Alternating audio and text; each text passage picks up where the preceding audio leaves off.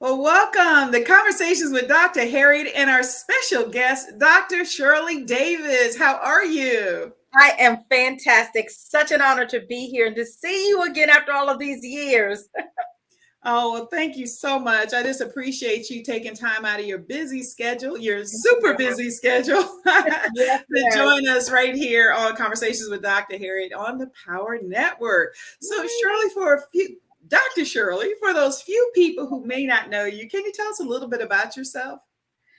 Yes, I am actually a 30-year business executive. I worked in corporate America most all of my career. I worked in a number of different industries and sectors. So financial services and banking is where I spent about 15 years. It's where I cut my teeth at in my early career. And then I moved into retail sales, worked in utilities and energy industry. And then I worked for the world's largest human resources association, the Society for Human Resource Management. I've worked in human resources in every area. So I've led recruiting for 10 years. I've worked in leadership development and training. I was working in employee relations. I've also worked in labor relations and then ultimately became a chief diversity officer. And that's where I've worked in Fortune 50 and even Fortune 10 companies. I've worked in 36 countries around the world, and my work has been really around helping leaders really understand the importance of how to work across differences, how to create the right kind of environment and the right kind of workplace where all talent can thrive, and truly ensuring that all of us, that we as women, we as people of color, and those who are underrepresented, my work in DE&I is all about helping us to really be our best selves, to show up in our most authentic way and walk in our power, what I call our superpower, and do our very, very best every day. That is so awesome. Wow. I'm so Of excited. This course. is going to be an amazing show. Actually, our topic for today is living beyond the what if. Yes. Release the limits and realize your dreams. I can't wait to get to our topic. But before I do so, let's talk about you have some books that are out. Tell us I about your do. books. Yeah, the one you just named, Living Beyond What If, is one of the books that I just released last August, and I'm really, really thrilled. It is really all about my life story, but it wasn't my first book. My very, very first book, after going through life's challenges and tests and trials and challenges, and just kind of figuring myself out and getting to this place where I wanted to show up in life with my purpose and with clarity around who I was and to understand what I was supposed to be doing. So I did this whole process of what I think most people should do, and that is reinventing yourself. So my very, very first book was exactly that: reinvent yourself. And it really is about how do you achieve success in every area of your life. It's not enough to be successful financially. It's not enough to have great relationships and then be, have all these career setbacks. You got to be able to reinvent yourself in your career, your personal life, your relationships, your finances, your spiritual life, and certainly your health and wellness. The second one I wrote, in addition to that, was obviously the workbook. It's not enough to read the book and to know what to do. You got to then do the work. And so the workbook walks you through questions, reflection assessments, allows you to write down some things, to journal, and to even do some course correction, or I should say life course correction. The third book I wrote was called The Seat. Now, this one is amazing. This was my life's journey in corporate America as a Black woman, as a single mom, as a woman of faith, all these aspects of diversity that worked against me. But I found ways to really navigate throughout the organization. But it's not just about how to get a seat at the table, but it's about how do you navigate in an organization where the subtitle is how to get a seat at the table when you're overperforming and undervalued. I don't know about you, but I know many of us as women Wow. and many of us as people of color and any other underrepresented group, we know what it's like to not be invited to the table, or when you get there to still be invisible. We know what it's like to cover. We know what it's like to have to conform and to not bring your full and authentic self. We know what it's like to have to shrink sometimes because people can't take your bigness. They can't take your greatness. And so that's what the book is about: 12 strategies for how you do get your seat at the table. And not only at the table in your corporate America, but also the table of life. I love that. And then even with your new book, show your new book. Yes, my new book, which I'm Okay. so proud of, is called Living Beyond What If. And you see this happy place too. This is really all about how do we release those self-imposed limitations we put on ourselves. A lot of times it's because of fear. It's a lot of times we procrastinate. I wrote the book and I dedicated it to the 90%. The 90% of people that when I've been asking this question for the last 15 years, I've been asking, how many of you are living your dreams, are living your best life? 90% of the hands stay down. Only 10% of the hands go up. And then when I say, how many of you, if you had to live your life all over again, would live it differently? 90% of the hands go up. And the question is why? Why aren't you living your best life? Because look, you don't get a do-over. This is all we got. And so we have to live each day to its fullest. And we've got to become the best version of ourselves. Wake up every day with excitement, with passion, with energy, like me, right? I wake up like this every day because I am in my happy place. Even when I wrote the book, it's because I got beyond a lot of those what if questions that we all ask ourselves, but we don't answer the question. And we allow those things to cause us to park on the side of the road of life, to derail and sabotage our dreams. And we never really live our purpose, nor do we live the best life that we can live. So that's what this book is about, is helping you to get there.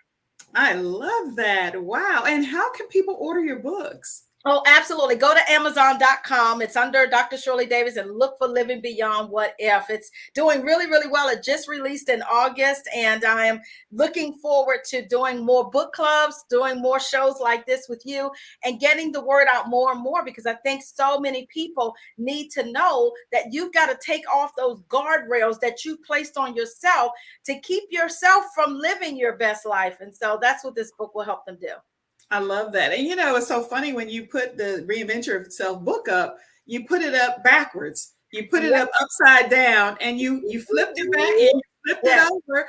And God gave me just a simple revelation that that's how easy you can turn your life. You can change your life. You can switch it from, being upside down to reinvent yourself. And so I love that. I mean, it was a great, and I don't know if you meant to do that, but it was a great analogy. Thank you so much. Right. It's all about flipping the script. And look, these last couple of years during this pandemic, you and I were talking about this earlier, is that this was a perfect opportunity when things shut down and we had opportunities to be with ourselves, to be at home, to get quiet, I hope. This was an opportunity to really reinvent yourself. And you heard the number one word of 2020 was pivot, right? Pivot is also synonymous with reinvent. And I hope that people came even out of this pandemic better, wiser, stronger, and ready to do the next level, right? Go to the next level in their lives. I hope people didn't come out and not reinvent themselves, but came out the same way they went in. Shame on you. That's right. And that's so good. And even so, I was mentioning to you earlier that I definitely have a couple of things that I definitely want you to come and speak at. And you can do all of your books. But if wherever you're at in the world watching today's show, we have 80 million people who watch our show from all over the world. That's awesome. If you're having a conference, if you need a speaker, please reach out to Dr. Davis. Her information is on the ticker. You will be definitely blessed by having, whether you're a corporation, whether you're a church, an organization, please reach out to her and invite her to speak at your conference. You will be definitely blessed. Yes, so again, thank you so much for being here. I want to just really quickly talk about, before we go into our topic, that I met you over 20 years ago. Yes, I know, in Richmond, Virginia. 20 years. That I met you in Richmond, Virginia, and you were in corporate America, and you were telling me, you know what, I am going to leave corporate America and I'm going to follow my dreams. Wow, yeah. Speaker, and you were telling me about your dreams, and all these years later, you are living your dream. I am. That for a second. How important it is to follow your dreams. It is. And here's the thing. When I was in corporate America, I was following some dreams there. I had some dreams of moving in certain positions and earning a certain amount of money and working for certain types of companies.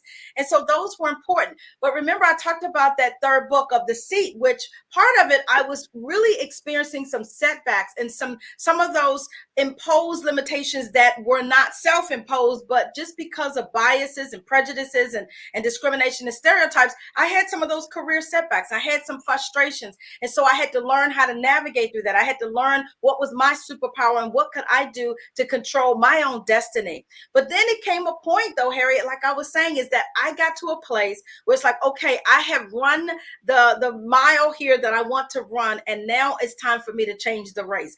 I want to be my own boss. I want to open up my own global consulting, training, and speaking business. And it took me, even though I shared that with you a long time ago, it still took me years to really build up my faith, to build up the courage and the boldness to jump out there and do it. But finally, 7.5 years ago, I actually did it. In 2014, I actually made that pivot, but I didn't just jump out there. I planned to do it. And Right. ultimately, I'm so glad I did. And and it's so good. We need to make sure to let people know we're not telling you to quit your job. Don't go to work and say Dr. Davis and Dr. Harriet said quit your job and start your business. That's right. You have a plan. My whole plan was, you're exactly right. It took me, once I knew what I wanted to do, the kind of business, and I started writing it all down and had all of the business plan together, I was still at work. But I realized that, look, my daughter is still in high school. She's going to go off to college. I'm a single mom. I got to make sure that I've got enough money to send her off to college. So I wanted to save. What I ended up doing was making sure that I got out of debt. I started cutting out a lot of expenses. I started saving more money, saving up my little bonus checks and my little tax refunds and any unexpected money so that I could finance my dream. And that's the important thing, is make some of the sacrifices that you need to finance your dream. The other thing that I did too was I kept working, but at the same time on the weekends and in the evenings, I was working on my plan A, because I was working in plan B, but I was working on my plan A, which was ultimately to have my own business. So you can continue to do both and until you can get to that place.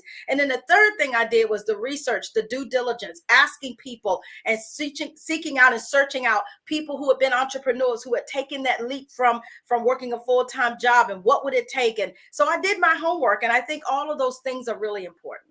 Oh, that is so good. I just wanted to give a shout out to your precious daughter. It's so funny that when we realized that we actually knew each other, and I was like, man, I used to babysit her. Yeah. And had no idea that her and my son actually were at the same university. Yeah. Didn't even know each other at the same university. Right. But the world is so small. It really is. But look, we both know they got a good foundation in us, and they were in a really good school growing up. And I'm thrilled to see where Anthony is and where all the other kids are as well too. And I'm really proud of Tori, who is my daughter, and she's doing really well and following in my footsteps. She actually just came to work for me full time. Oh, wow. How awesome. Congratulations.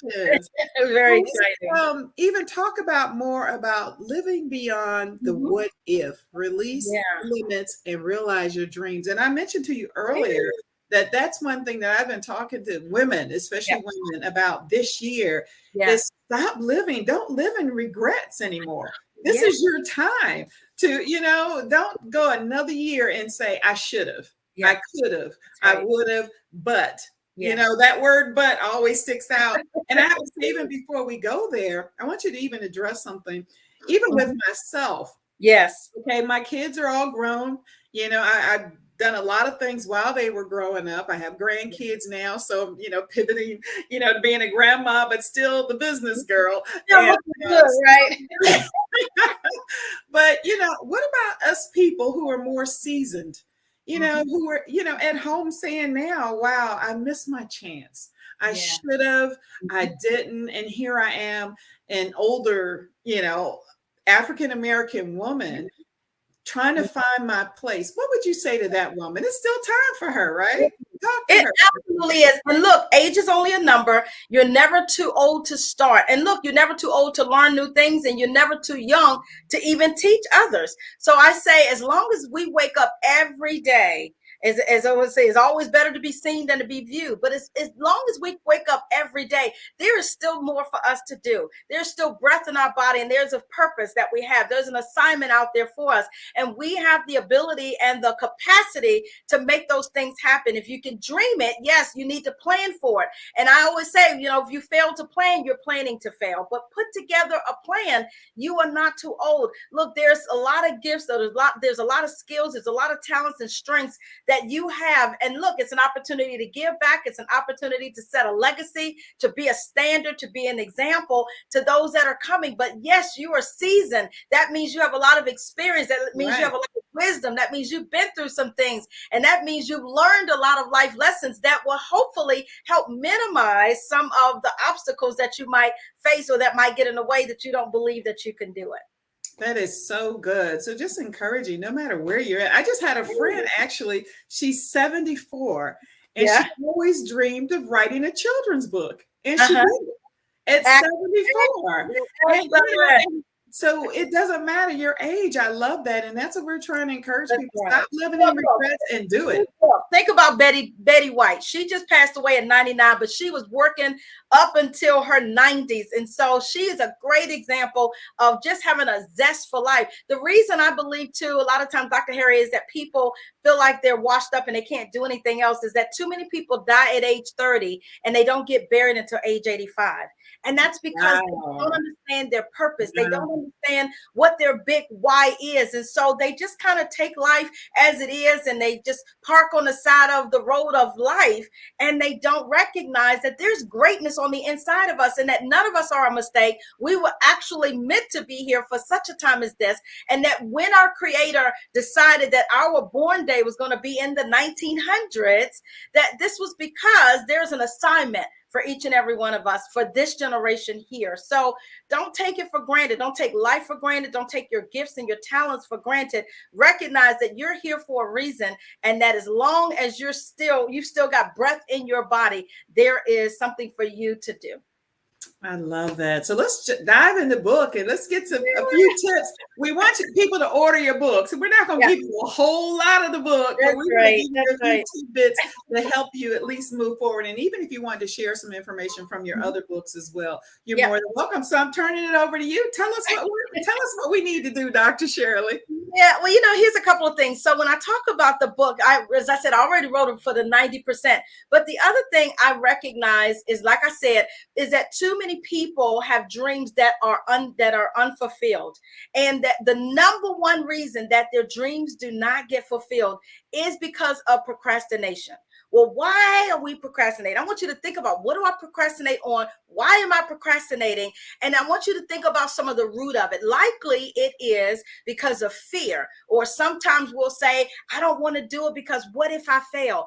I don't want to do it because what if I don't have enough money? I don't want to do it because what if I get rejected? Or what if I'm not good enough? Or like you just said, what if I'm too old? Or what if I'm not smart enough or not educated enough? And so in the book, one of the things that I did in the book was specifically, I wrote a whole chapter called Stuck on What If Common Disempowering Questions. And I identified those. So one of the things we need to do is to deflate that disempowerment, that those what ifs, by empowering ourselves with great responses, positive affirmations that will help us to overcome it. So for example, you might say, what if I'm not good enough? And the empowering response should be, I am unique and special. I am wonderfully made. There is greatness on the inside of me, and I have something of value to give. That's one. What if your what if is, what if I get rejected? Or what if I don't have enough money? Well, here's another one. If you get rejected, the empowering response should be, things happen for a reason. This was not the right opportunity for me, or this wasn't the right person for me. So a better one is around the corner. I'm not going to stop trying, because what one person may not see in me, many others will. And it just goes on. So the book addresses on 2 or 3 pages those what if questions. Let me do one more, because I know this is one too that a lot of people have, is they'll say, what if I don't have enough money? Right? That's a big one. And I had that one. I don't have enough money to start my business. I don't have enough money to do this. Well, like I said, there's a strategy and a plan for that. But if you don't have enough money, I want you to think about it this way.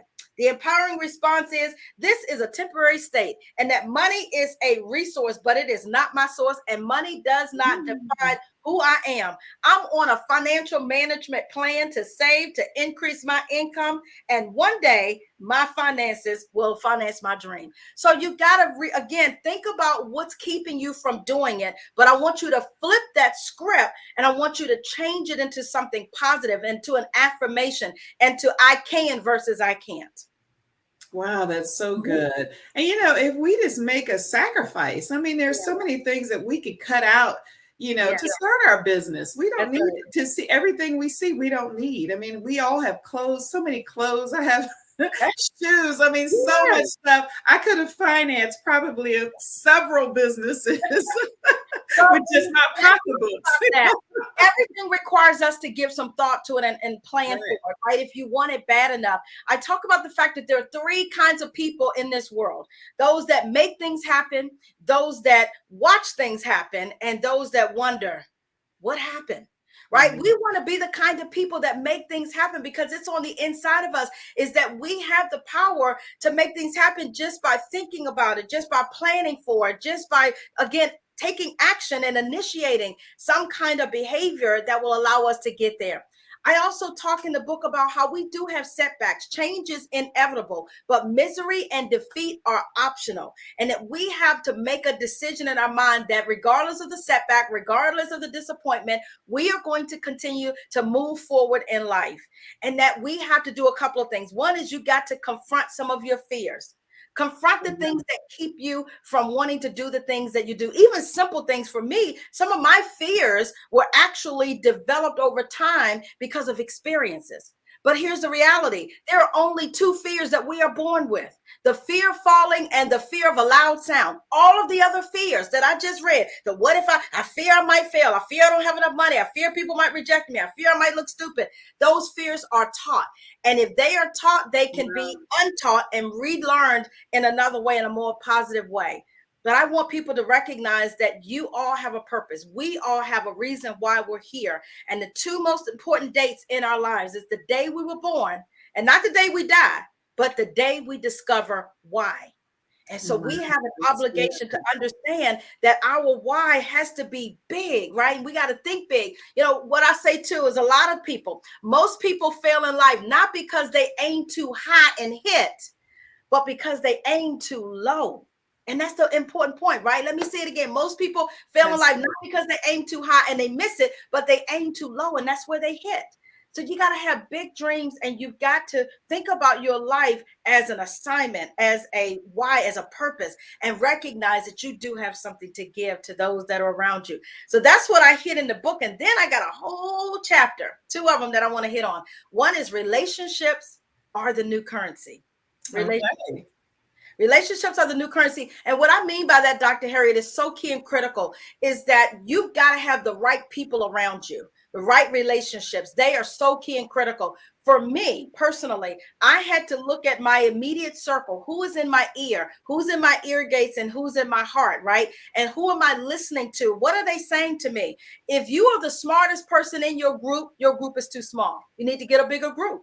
You don't want to be the smartest person. I get around people, like, I want to have big dreams, and I want to think big. So I got to get around people who think big, people who are more successful than me, been there, done that, got the hat, wrote the book, right? I want to be around people who are not threatened and intimidated by my BHAG, my big, hairy, audacious goals. I want to be able to tell people where I want to go and what I want to do and how much money I want to make and how many people I want to impact. And they'll be like, you go, girl, you got this. I've done this, and here's how you can make it happen. That's how I was able to be so successful in a shorter period of time as I launched my business, is because I got the right people around me. I let the right people be a part of my board of advisors, my personal board of advisors. And I got rid of the negative Nancy's and the negative norms and even my own negative noise. I had to let that go. So relationships are the new currency, because if you get the right people around you, they will help you save time, money, effort, and energy. I can call people today and I'll ask them about something, or ask them about an opportunity. Oh, hey, do you know somebody in this area? And guess what? They're usually sending me referrals. 95 to 99% of my business today, and I've built a 7-figure, very lucrative consulting speaking business. I can tell you that 95 to 99% of my business is not from marketing. It comes from referrals. It comes from recommendations. It comes from the resources of the people that I have in my network. So that's key and critical, is relationships. Relationships are the new currency. That's how I make my money, is through the resources, the recommendations that other people send to me. And did you all hear her say seven figures? Did Yeah. you hear her say that? All around the world. world. Did y'all hear her? Yes. We're so proud of you. That is so awesome. So Thank tell you. us another one. I know you Yeah. have something you want to share. Yes, the other one. So not only relationships being the new currency and how important it is not only to love yourself, but to make sure that you surround yourself with right people, with the people who are healthy for you, that are mutually beneficial, meaning you're going to help them, but they're also going to be able to help you. But then the other thing, the other chapter I wrote about in this book that I really, really appreciate was jump and grow your wings on the way down. That one is so Wow. critical. That one is about stepping outside of your comfort zone. That one is about being willing to take some risks, some calculated risk. Look, take a risk on you. You are worth the investment to take that risk. And so the book, that chapter that I wrote about was about me learning how to first jump out of my own way. Then I had to learn how to jump. I jumped and eventually I moved away from corporate America and I jumped into my business. And then remember, I was telling you, I lived in Washington, D.C. and the DMV area for quite a while. But then I had to learn how to jump. And then I moved to Tampa. And look, moved to Tampa and never had been here before and didn't know one soul. But I just felt like it was a place that I wanted to be because I said, okay, I love, love, love warm weather. I love, love, love beaches and the ocean. I want to be on the West Coast side because that's where the Gulf of Mexico is. I want to be where I have a better quality of life. I want to get out of this DMV where it's so much traffic and congestion and it's expensive. So when I looked at all these places, I knew that Florida was going to be the place I wanted to be. And it was a matter of, okay, now specifically where? And the deal breaker ultimately ended up being, where are there international airports that are close by? Because I travel 80% of the time. I deliver about 100 keynotes a year all over the world. So I needed to be by the airport. That actually narrowed it down to 3 places. And ultimately I said, okay, it's Tampa. It narrowed it down to Jacksonville, to Miami, and then Orlando. And I said, oh, I want to be on the West Coast side. I want to be where the golf is. And so that's my process of elimination. But I moved here not knowing anybody. But I can tell you it was the best jump that I ever took, because then once I got here, everything started falling into place. I've made friends, I've made connections, and now my business is really, really thriving from right here. But I am so thrilled. So when I talk about jumping, I want you to jump, first of all, recognizing that you're not going to have everything that you need. You're not going to have all the answers. You can't control everything. You got to step outside of your comfort zone. You may not know what's down the path, but if you take it one step at a time, and every step that I took another step, and then I took another step, and I kept saying, oh my gosh, this is exactly what I should have done.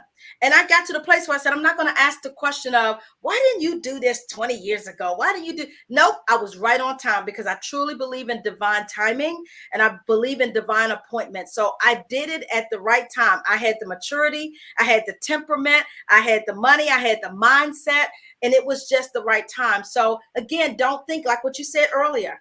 If you haven't done it yet, don't think that you can't do it. But what I want you to do is get out of your head and step into your greatness, because oftentimes it is us, it is we, it is I, it's the enemy that keeps us from jumping and taking risks and starting to really go behind door number 2 and door number 3. A lot of times people are comfortable living in what I call their familiar, living in their comfort zone, or I'll say they live life and they wish they could do other things. And so they live this life of woulda, coulda, shoulda, but I never did. And you don't want to take that to the grave. And in the last part, the last one in the book. And we have about a minute left. So close it out with my last chapter, right?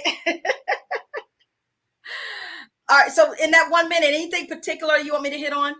Well, I just really want to encourage everybody to go to your site, to order your books. Yes. To ask you to be a speaker at their conferences. I just can't wait. I'm looking at my clock ticking down over here, and I cannot wait to invite you to some of my events. And I'm just so glad that God reconnected us after all these years. And I'm just praying God's blessings over your life, your ministry, your daughter. And just, again, make sure to hit her up on all her websites, on social media, and invite her, buy her books and everything. So thank you again, Dr. Davis. Will you come back? Yes, yes, yes. Good. So we'll definitely have you back, and we'll again cover some more of these wonderful topics. So thank you again for tuning in to Conversations with Dr. Harriet and our special guest, Dr. Shirley Davis, right here on the Power Network. Remember, today only happens once, so make it amazing. Have a wonderful day. Thank you, Dr. Shirley. That was really good. Thank Wonderful. you. See you all next time.